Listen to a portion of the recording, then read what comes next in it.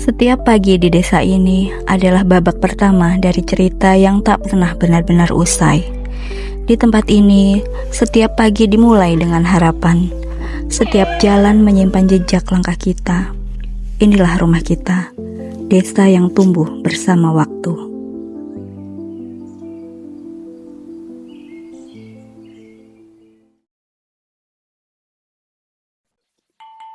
Perjalanan desa Sumberhadi dimulai saat wilayah Melinting yang lokasi daerahnya meliputi seluruh wilayah administratif Kecamatan Labuan Maringgai dibuka untuk menampung para pendatang baru dari Pulau Jawa sebagai upaya untuk mendukung program transmigrasi yang diadakan pemerintah pasca proklamasi kemerdekaan Indonesia.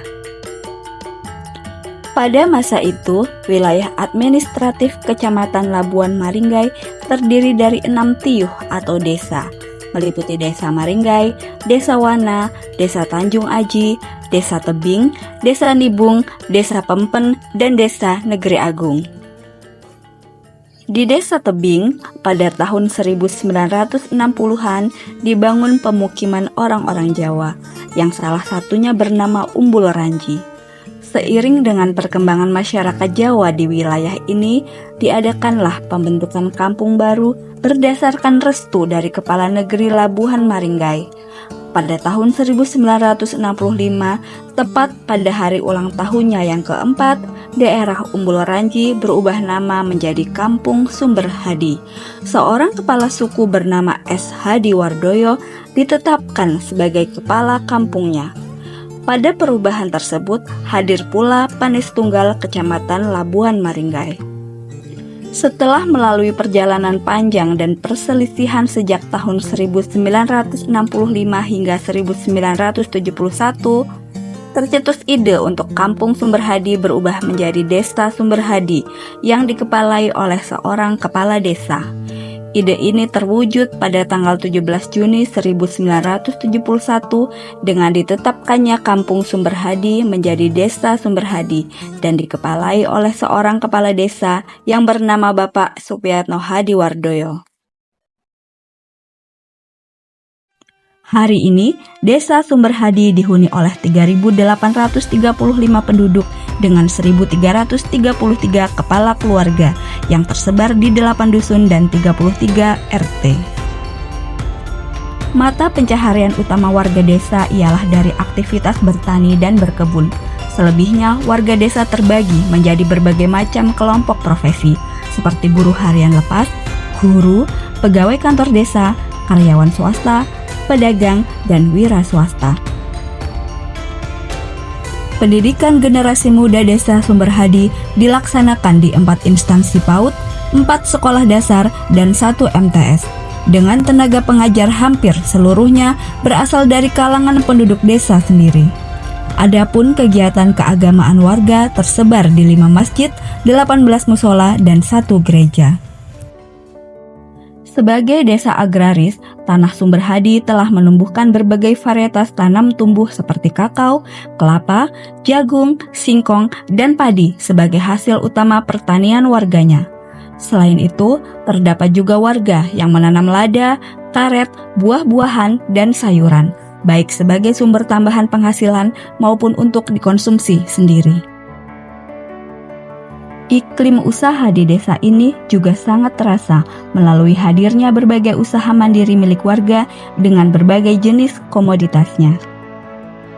Desa Sumberhadi bersinergi dengan UPTD Puskesmas Wana juga mengadakan pelayanan terkait kesehatan kepada warganya yang diimplementasikan dalam kegiatan Posyandu Integrasi Layanan Terpadu terbagi menjadi 4 Posyandu ILP dengan total kader kesehatan berjumlah 48 orang.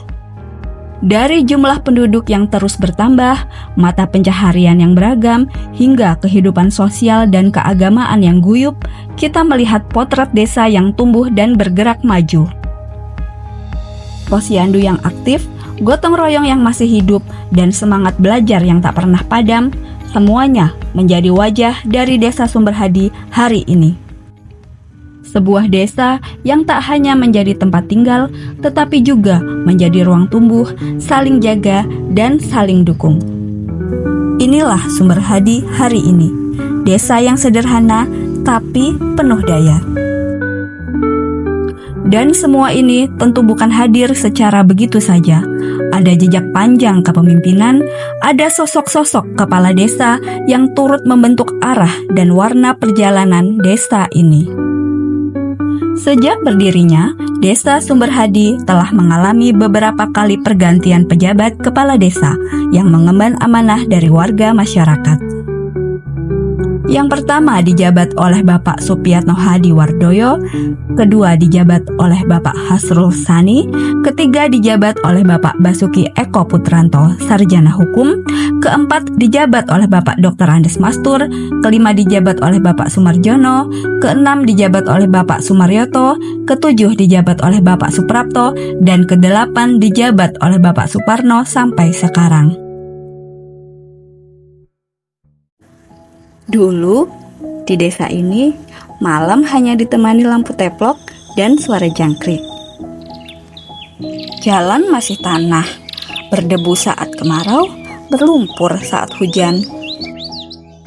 Roda gerobak meninggalkan cekungan dalam, tempat anak-anak melompat saat berangkat sekolah, menempuh berkilo-kilometer pulang pergi tanpa keluh.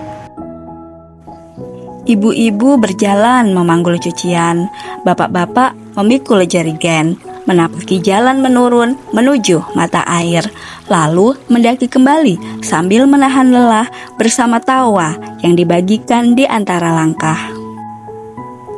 Pergi ke pasar, harus melintasi hutan kebun yang lebat, menyibak pagi dengan aroma tanah basah dan desir angin di sela pohon.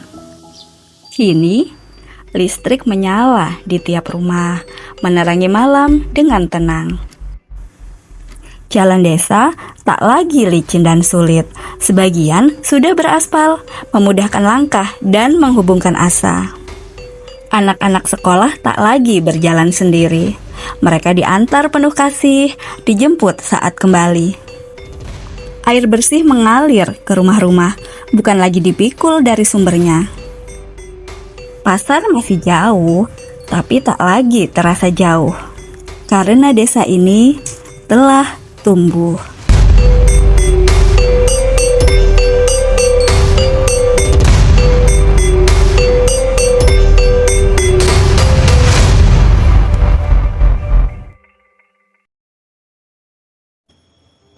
Dahulu, tanah ini hanya bentang belukar, tak bernama, tak berjejak. Lalu datanglah para pendahulu kita, membawa cangkul, doa, dan harapan. Dengan semangat, dengan keyakinan. Tak banyak yang mereka punya, selain kemauan yang tak pernah padam meski letih menggerus. Satu persatu pohon tumbang, satu persatu tiang rumah berdiri.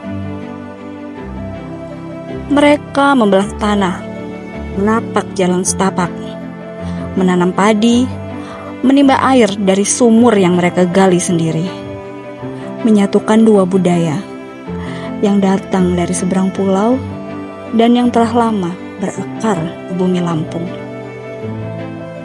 Yang mereka harap sederhana, melihat anak cucu tumbuh di tanah yang mereka buka dengan tangan sendiri.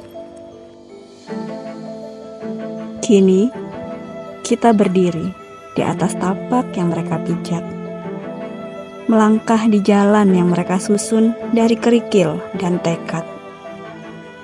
Setiap jengkal desa ini tak lepas dari peran penting perjuangan para pendahulu. Mereka yang telah berkorban dengan harta, benda, tenaga, dan jiwa raganya pada masa yang penuh ancaman. Tanpa adanya perjuangan itu, tidak mungkin kita nikmati suasana dan kesejahteraan sebagaimana adanya saat ini. Kami generasi penerus tak putus mendoakan Bapak Ibu Perintis Desa Sumber Hadi. Semoga selalu diberi kesehatan dan panjang umur. kepada beliau-beliau yang telah kembali ke pangkuan Ibu Pertiwi. Kami doakan semoga amal pengabdiannya diterima di sisi Tuhan Yang Maha Esa. Terima kasih kami untuk para pendiri, para guru, para petani, dan para ibu yang membesarkan kami. Tanpa mereka, tak ada jalan pulang yang seindah ini.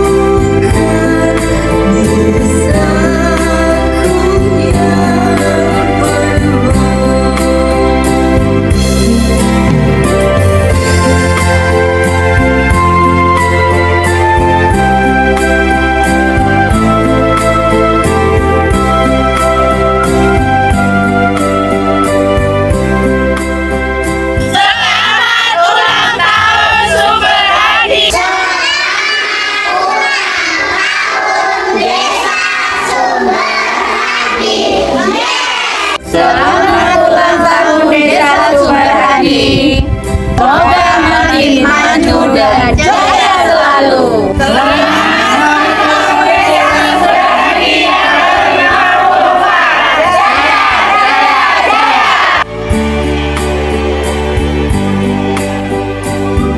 Desa bukan sekadar tempat lahir dan tumbuh. Ia adalah ruang kenangan, ruang belajar, dan rumah dari segala harapan. Untuk generasi penerus yang sedang menapak di jalan panjang hidupnya, kakimu boleh melangkah jauh kemanapun takdir menuntunmu. Sayapmu boleh membawamu terbang tinggi, menggapai cita-cita setinggi langit. Namun ingatlah, akar yang kuat tak pernah lupa tanahnya. Kembalilah, walau hanya untuk menanam satu pohon, membangun satu mimpi, atau menjaga satu warisan. Karena masa depan desa ini tak hanya tergantung pada mereka yang tinggal, tapi juga pada mereka yang memilih untuk pulang.